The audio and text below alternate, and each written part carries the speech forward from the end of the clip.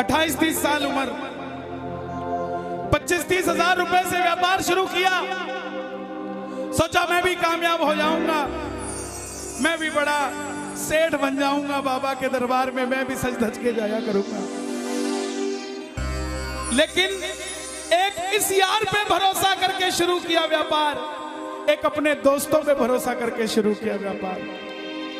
उन दोस्तों ने माल मंगाया उधार में, लेकिन किसी ने पेमेंट नहीं किया। उन्होंने भी धोखा दे दिया। उसको लगा इन दोस्तों ने भी धोखा दिया है, एक उस यार से पूछ के आता हूं कि मेरे इन यारों ने मुझे धोखा क्यों दिया है। आखिरी के जेब में 250 रुपए बच गए। दिल्ली रेलवे स्टेशन के बाहर खड़ा था। टैक्सी वाले को पूछा कितने पैसे लगेंगे मेरे घर जाने के, बोला 250 रुपए। और दिल्ली से रिंगस की ट्रेन की टिकट पूछी तो 250 रुपए। अपने पिताजी को फोन कर दिया, बोले पापा, जिस तरह माँ को बताने की जरूरत नहीं होती ना हमें भूख लगी है, उसी तरह बाप को बताने की जरूरत नहीं होती हमें चाहिए क्या, उसको पता होता है ये क्यों परेशान है। जैसे ही उसने बोला पिताजी, पिताजी समझ गए बच्चा परेशान है। बोला हाँ बेटा। बोला पिताजी मैं 2 दिन के लिए खाटू जा रहा हूं। पिताजी बोले क्या हुआ?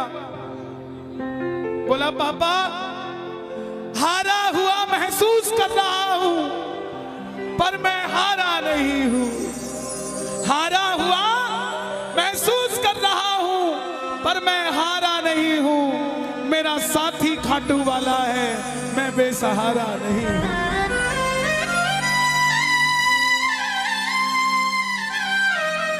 मैं उससे पूछना चाहता हूं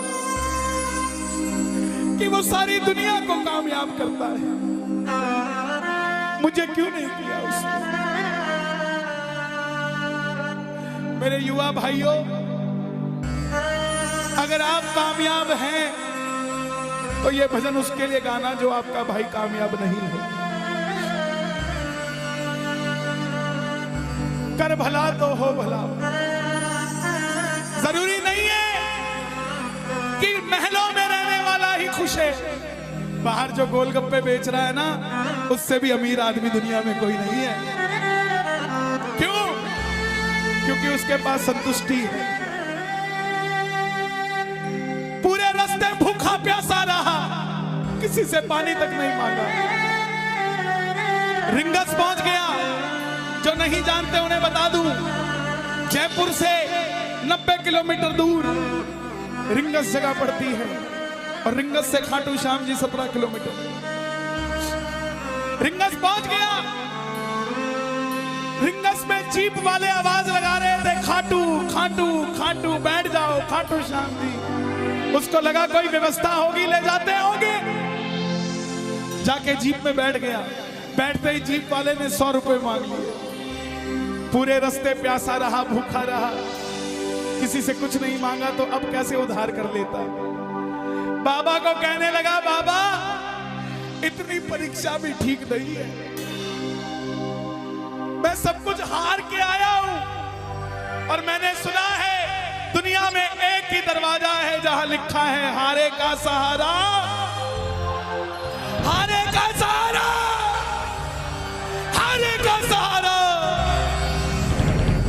और मैं तेरे लिए 250 किलोमीटर चल के आ गया, अब तुझे मेरे लिए 17 किलोमीटर चल के आना पड़ेगा। बाबा आ गया मैं दुनियादारी सारी बाबा छोड़ के, लेने आजा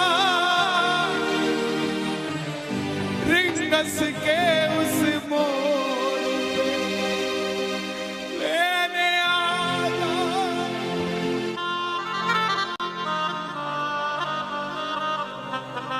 ये बाबा लेने आता है।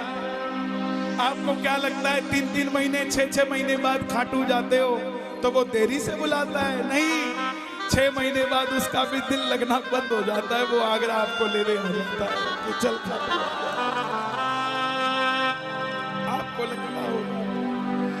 आपको लगता होगा बाबा बुलाता नहीं है, बाबा का दिल नहीं लगता भक्तों के बिना। मेरी बात को याद रखना, बाबा को कभी इस बात पे मत कोसना कि मुझे तू बुलाता नहीं है। जितना दिल आपका रोता है उससे मिलने के लिए, उससे कई ज्यादा दिल उसका दुखता है आपसे मिलने के लिए, जब वो मिल नहीं पाता। साहब आओ बाबा के दरबार में इस भजन को गा देना। सच कहता हूँ कामयाबी आपके पीछे पीछे घूमेगी कि भाई तेरा पता बता, मैं तेरे घर पे आना चाहता हूँ। आ गया मैं दुनियादारी सारी बाबा छोड़ के, आ गया मैं दुनियादारी सारी बाबा छोड़ के, आ गया मैं दुनियादारी सारी बाबा छोड़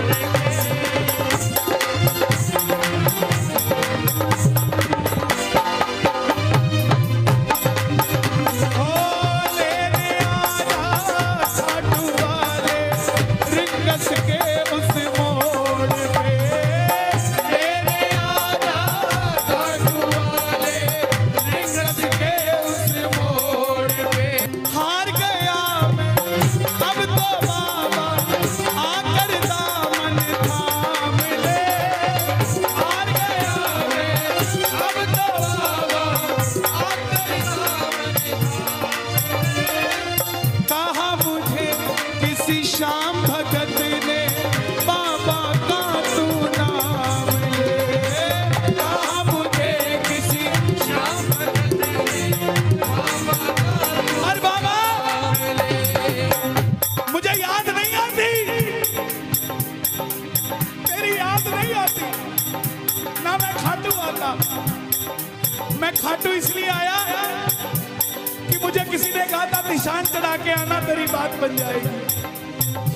मैंने वो हर काम किया जो मुझे किसी ने समझाया, लेकिन जिन पर किया भरोसा मैंने छोड़ गए वो रोड पे, जिन पर किया भरोसा मैंने छोड़ गए वो रोड पे।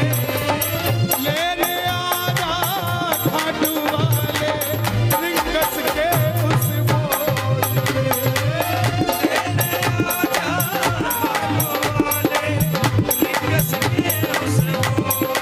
किस किस को लेने आएगा बाबा, किस किस को लेने आएगा? ये जरा ताली बजा के बोलिए खाटू नरेश की।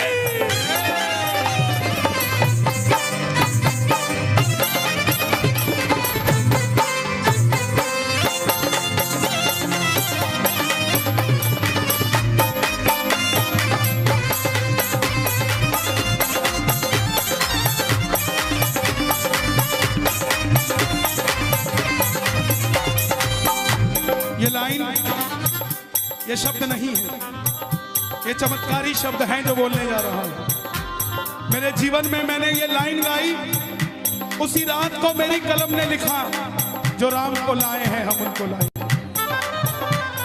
इस लाइन के बाद लेने आजा,